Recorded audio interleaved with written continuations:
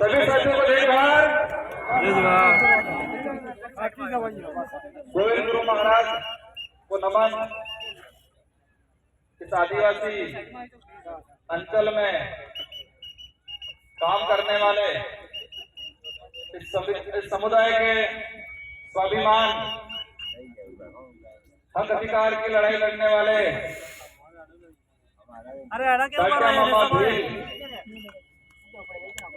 भक्ति के माध्यम से समाज में जन जागरण करने वाले संत कुरमाल महाराज, माधवी महाराज और साथ ही इस इलाके के अंदर मामा बालेश्वर, जिन्होंने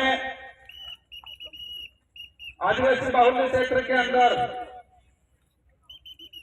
इस समाज को एकजुट करके इस समाज के लिए, हक अधिकार के लिए, स्वाभिमान के लिए अंग्रेजों से लड़ाई लड़ी, राजा रजवाड़े से लड़ाई लड़ी। इन समस्त महापुरुषों को, इन गुरुओं को नमन करते हुए मेरी बात को शुरू करना चाहूंगा। आज ये जो कारवां बढ़ा है, रास्ते में लोग आ रहे हैं, ये किसी के बुलाई हुई भीड़ नहीं है। ये 1500 आदिवासी 17 नवंबर 1913 को जो शहीद हुए थे, उनका खून है और वो बदला लेने के लिए आई हुई है। आज सपना पूरा करना है हमें। बड़े दुख की बात है कि 1913 में एक ही दिन में लाखों की जो संख्या इकट्ठी हुई थी गोविंद गुरु महाराज के नेतृत्व में, इसी पहाड़ी पे, इसी पहाड़ों के आसपास के। और उस समय तत्कालीन जो राजा रजवाड़े अंग्रेजों की मदद से गोलियां चलाई और इस नरसंहार में इस पहाड़ी पे महिला भी थी, बच्चे भी थे, बड़े बुजुर्ग भी थे, जवान भी थे। और एक ही दिन में अगर 1500 लोग, 1500 के करीब लोग एक साथ मरते हैं, तो आसपास का जो मध्य प्रदेश, जो वर्तमान में राजस्थान, गुजरात, महाराष्ट्र, जो इस समय भिन्न टेरिटरी के नाम से जाना जाता था, उस इलाके में क्या स्थिति बनी होगी। हम देखते हैं हमारे गांव में, अगर गांव में कोई एक्सीडेंट हो जाता है, कि व्यक्ति मरता है, तो पूरे गांव को तकलीफ होती है, पूरा गांव दुखी होता है, पूरा गांव शोक व्यक्त करता है। और जिस परिवार का व्यक्ति की डेथ हुई है, वो परिवार सालों तक ऊपर नहीं आ पाता है। तो इसी पहाड़ी पे 1500 आदिवासी एक साथ मरे गए 1913 के दौरान। तो इस इलाके में कितना मातम छाया होगा, कितना डर घुसा होगा, कितना दुख हुआ होगा। ये जो गांव पड़ा था, वो गांव आज तक नहीं भरा है। तो वो लड़ाई किसकी लड़ रहे थे? मैं इतिहासकारों को कहना चाहूंगा, जिन इतिहासकारों ने बिल प्रांत की मांग को लेकर यहाँ पर भक्ति के माध्यम से आंदोलन खड़ा किया था, भक्ति के माध्यम से उद्देश्य था, अंग्रेजों से लड़ाई थी कि हमारे अलग से बिल प्रांत दिया जाए, उद्देश्य था, माध्यम भक्ति था। भक्ति के माध्यम से बिल प्रदेश की जो लड़ाई लड़ी जा रही थी उस समय, और उस इतिहास को, उस सच्चे इतिहास को कई इतिहासकारों ने 2-4 महीनों में सिमट दिया, कह दिया कि भक्ति आंदोलन हो रहा था और 1500 आदिवासी मारे गए। इस देश का तो ठीक है, लेकिन विश्व का एक भी इतिहास ऐसा नहीं मिलेगा, एक भी घटना ऐसी नहीं मिलेगी जहां सिर्फ भक्ति की जा रही थी और गोलियां चलाई थी। आपने इन्हें गले उतरे, अगर हमारे पूर्वज सिर्फ नर्क बजाता, भजन करता, सिर्फ भक्ति करता, तो क्या इस बात से अंग्रेजों को दिक्कत थी क्या? भक्ति करने से सिर्फ दिक्कत नहीं थी, लेकिन भक्ति के माध्यम से समाज को जागरूक करके अलग थे, उस बात से उन लोगों को दिक्कत थी। लेकिन इस इतिहास को बदल दिया गया, उस इतिहास को दबा दिया गया। मैं इस विचारधारा को धन्यवाद देना चाहूंगा, इस विचारधारा की शुरुआत में काम करने वाले लोगों को धन्यवाद देना चाहूंगा, जिसकी बदौलत दबा हुआ इतिहास वापस उजागर हुआ और आज लाखों की संख्या में इसी पहाड़ी पे ये कारवा खड़ा हुआ। इस कार्य के साथ हर समुदाय का व्यक्ति यहाँ प्रतिनिधित्व कर रहा है, माइनॉरिटी का भी है, एससी समुदाय का भी है, ओबीसी का है, कई जनरल के भाई भी है। हमारे साथ वो हर व्यक्ति है जो मानवता में विश्वास करता है, जिसके अंदर छुआछूत है, भेदभाव है, जिसके अंदर शोषण की भावना है, वो व्यक्ति इस विचारधारा का हमेशा विरोध करेगा। जिस व्यक्ति के अंदर ये भावना है शोषण की, छुआछूत की, शोषण की, वो व्यक्ति हमेशा हमारा विरोध करेगा और हम भी ऐसे लोगों को विरोध करते रहेंगे हमेशा के लिए।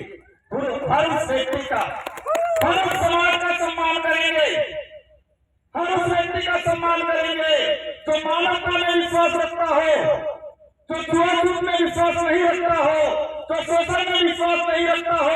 इन सभी लोगों का, उन सभी समाज का हम सम्मान करेंगे। हमारे पूर्वज भी करते आए थे और हम भी करेंगे। लेकिन अब वो वक्त नहीं रहा, शोषण होता आया है समाज में, बिल प्रदेश की मांग है। कई लोग चाहते हैं, पूछते हैं क्यों। दुख की बात यह है कि हमारे भी समाज के, इस समाज का सर्टिफिकेट लगा के अधिकारी कर्मचारी नेता बन जाते हैं और वो ये भूल जाते हैं कि किस सर्टिफिकेट लगाने की वजह से। मैं उनकी योग्यता पर सवाल खड़ा नहीं करना चाहता, लेकिन आदिवासी समुदाय का वो व्यक्ति ये कहे कि मैंने आदिवासी का सर्टिफिकेट नहीं लगाया और मैं सिर्फ मेरी योग्यता से आगे बढ़ा, ऐसा कोई माई का लाल हो तो बताओ। दुख होता है कि समाज का सर्टिफिकेट लगा के बड़ा पेश करके बैठते हैं, बड़े अधिकारियों की पोस्ट में बैठते हैं, लेकिन उस समाज का आदमी उनके पास जाता है तो वो हीन भावना से देखते हैं।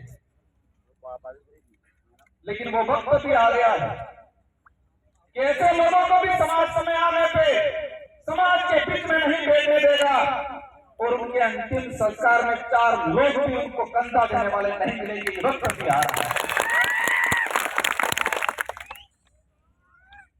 आज तो समाज की स्थिति बनी हुई है।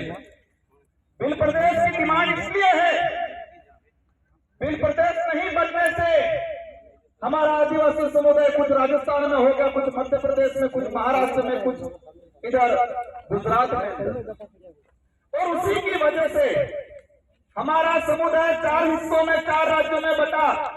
उस वजह से हमारी संस्कृति का विनाश होने के कंगार पे चली गई, हमारा इतिहास दबा दिया गया और हमारा जो भौगोलिक क्षेत्र है, इस भौगोलिक भूखंड के अंदर जो खनिज है, उन खनिजों को निकाल के 4 राज्यों का राजकोष में जमा किया और आदिवासियों को इसका फायदा आज तक नहीं मिला। सबसे बड़ी बात यह है, देश के अंदर कुपोषण का आंकड़ा निकाल के देखें, देश में कुपोषित इलाका अगर आता है रेल इलाका, तो यही बिल प्रदेश की टेरिटरी जो वर्तमान में 4 राज्यों में बटा हुआ है, उसी इलाके के अंदर भुखमरी है, कुपोषण है, अशिक्षा है। और उसके जिम्मेदार उस समय तात्कालिक जो लोग राज्यों का पुनर्गठन करते थे, राज्यों का निर्माण करते थे, उन लोगों ने इस समुदाय के साथ अन्याय किया गया। कई लोग कहते हैं कि नई पार्टियां, नई विचारधारा के लोग इस बात को कर रहे हैं। हम तो 1913 में जो गोविंद महाराज ने जो मांग रखी थी, जिनके लिए 1500 आदिवासी शहीद हुए थे, उसी मांग को हम आगे बढ़ा रहे हैं। हम कोई नया काम नहीं कर रहे हैं। और इस बात को लेके कांग्रेस के भी कई नेताओं ने ये बात रखी है और वर्तमान में टीएडी मंत्री, और देखा है मैंने राष्ट्रीय पार्टियों के अंदर टीएडी मंत्री वो बनाया जाता है जो किसी के इशारे पे चलता है, उनको पर्ची पकड़ा दी जाती है और उनसे पढ़वा दिया जाता है। ऊपर मार खादी रे बिल्कुल ऊपर मार जाते कि नहीं बोली। नंदलाल जी में टीएडी मंत्री थे, भाजपा से ही बिलोंग करते थे उन्होंने खुद ने कहा था बिल प्रदेश बनना चाहिए, तो बाबूलाल जी आप कौन सी खेत में मिली हो जो आज कह रहे हो नहीं बनना चाहिए। कई नेताओं ने कांतिलाल जी पुरिया मध्य प्रदेश से उन्होंने अपनी बात रखी थी, गुजरात के कई नेताओं ने बात रखी है, और राहुल गांधी जी खुद यहाँ बोल के गए हैं कि आदिवासी देश का मूल मालिक है। तो क्या बाबूलाल जी उनसे भी ऊपर चले गए, ऐसा लग रहा है।